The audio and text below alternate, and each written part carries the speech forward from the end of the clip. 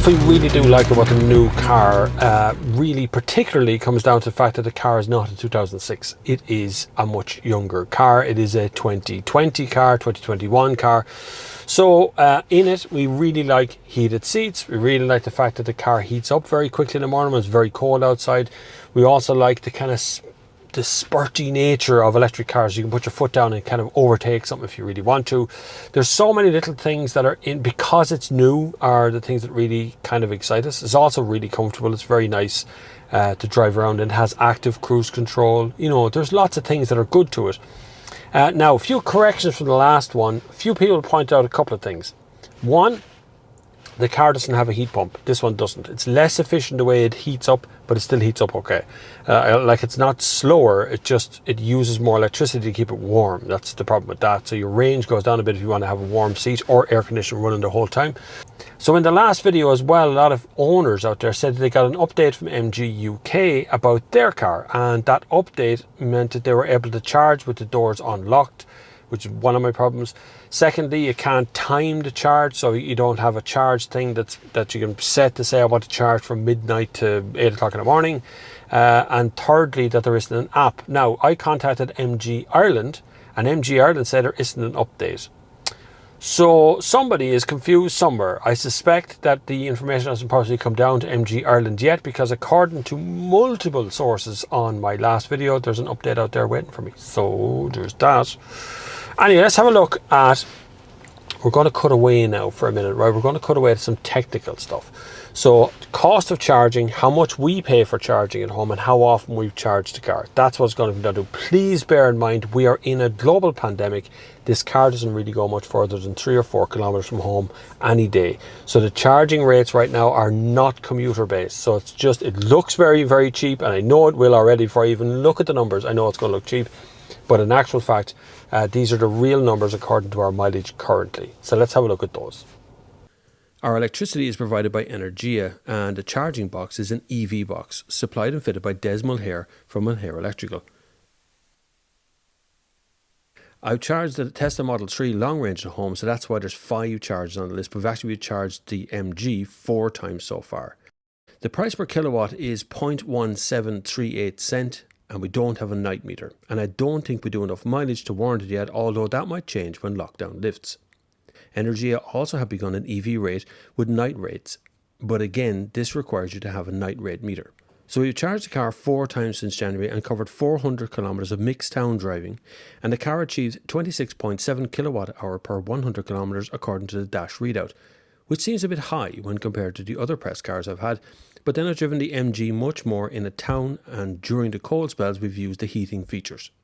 It's very much in your interest to switch suppliers of electricity, as there are huge savings to be had from becoming a new customer. It may seem like a hassle, but we call up every year and get new prices and switching information. This year we've saved over €300 by calling Energia and explaining what we want to stay with them. Very professional service from their customer care.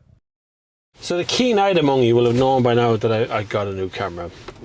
It's a Sony A6600 camera is what I'm actually getting, just in case the nerdy among you out there would like to know what kind of camera I use now. I have, yes, graduated and moved away from Canon for the moment anyway, because I think that's the best one. And thank you to the patrons and the subscribers and the channel members and all the cool dudes out there who have allowed the expansion of the channel to be able to go on to something like this and have a different camera. Now, I'm only getting used to it, so apologies if it drifts out of focus or whatever it is. It's just, I literally got it yesterday, so it's been a bit of a journey to get that far. Why does it always rain when I'm going to review this car? Every time I go out, it lashes rain. It's the second time I've done this. Anyway, living electric was supposed to be, well, our daily commute, you know, dropping the kids to school and all. That's going to start happening from next week. The kids are back to school, so we start with the school runs now, more than just kind of zipping up to town to get some shopping or, you know, to buy a little bottle of beverage for the weekend or any sort of stuff.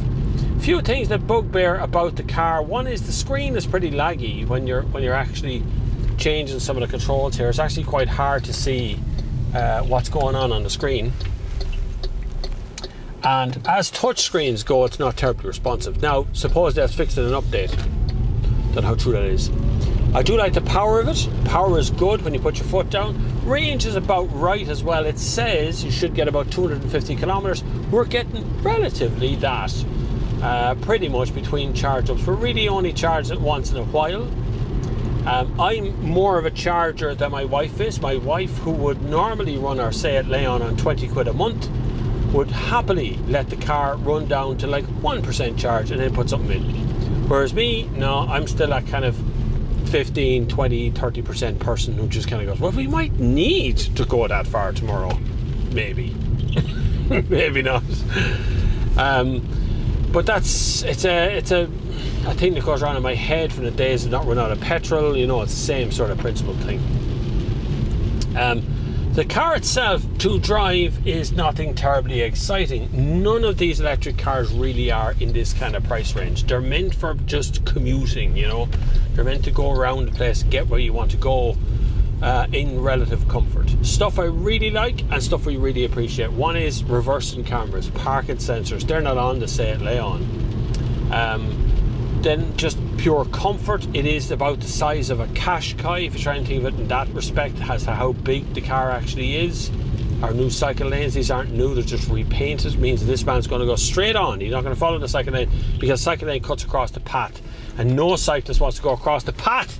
Local county council, what cyclist wants to go across the path? Explain that to me.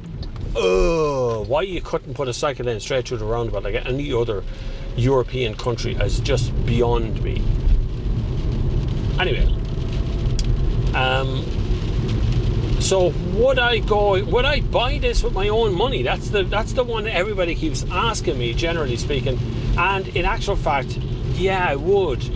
Given that I'd buy it second hand. Now, there seems to be a bit of ramping up to do within MG Ireland, but according to MG UK, there's been an update to this car, but MG Ireland don't seem to know a lot about it yet. Yes, I'll give it time. It'll bed in. They'll get used to it after a bit. But generally speaking, I think this car is really, really good. I think if you're looking for a short commuter car, 60 to 80 kilometers a day kind of person, you'll charge it every couple of days, every 3 days or so. You'll charge it up for your local commute. It's not going to be the most exciting family vehicle you've ever owned, but if you've driven a Qashqai, you've driven this pretty much. I just think it's one of those. It's not groundbreaking, but what it's doing is changing the business. It's making the business cheaper, because my biggest problem with all of these electric cars is they're really expensive. That's number one. But number two, they all seem to be about the same price with the same sort of kit in them. They all say that there's more kit in electric cars, so we're going to make them more expensive. But this has all that kit, but it's not expensive. Do you get what I'm saying now? So I don't mean that the car itself is revolutionary or groundbreaking or anything massive to write home about, but it's still really interesting to see a Chinese company bring in an old UK brand, which I suspect is going to happen more often. And then to be able to get someone like EcoCars, EcoCars.ie by the way, who supplied this car. This isn't a press car. I still haven't got a press car from MG Ireland, despite driving around in MGs. But anyway, I will get one. It's interesting to see this car hit the road, and in such a way that makes a lot of sense for the home user, because it's relatively cheap. Anyway, like I said, thank you to my patrons and subscribers and channel members and all the rest of you. So you want to put yourself onto Patreon, it really does help the channel. Really does help the channel. It's the reason that I'm talking to you now in 4K. That's what's going on right now. It's the reason that I'm able to sit here and have your autofocus on a Canon again, Sony A6600. So that's you're the reason that is here, and we've upgraded. And more documentaries on the way, more bits on the way as well. Literally doing the research on 2 or 3 different little documentaries, and we have some very special. I'm going to say guests, but I mean cars. Special guests, vintage yokes, performance, old performance cars. They're all coming on the channel. I'm literally, during lockdown's been brilliant to me in communication terms, because all the people I want to talk to are not terribly busy sitting at home, and all the people you really want to get to know and useful with, you can just email, or you can do a Zoom call, or you can get in touch with people. So I'm looking forward to actually talking to the individuals I'm talking about and the cars I'm talking about, because I'm going to make them a little bit of a star on the video. That kind of wraps it up. Please let me know in the comments down below what you like, what you don't like. If you like the tech stuff, or you want more of the range stuff, or you want more discussion about electric cars, or you want less discussion about electric cars. You don't give a crap as long as you're getting a good car. What is it that you're after? That's really what my question is in among all this. I find everybody else very techy, you know, and very tech heavy. I just like trundling about in this yoke. It's easy. It's D go, you know. You just go D, push your foot down the pedal, and off she goes. That's it. Really easy, like. So you might be wondering why earlier I showed you a wind farm, and that's what the footage is I'm showing you of right now. Reason behind that is I literally want to investigate where the energy is coming from and how it's made. So we're starting to look at how the wind farms operate in this country. So if you can help me, or you can assist me in finding out more about wind farms or wind generation or energy, and get in touch, bobflav@thenextgear.com. Until the next time, I will see you on the far side.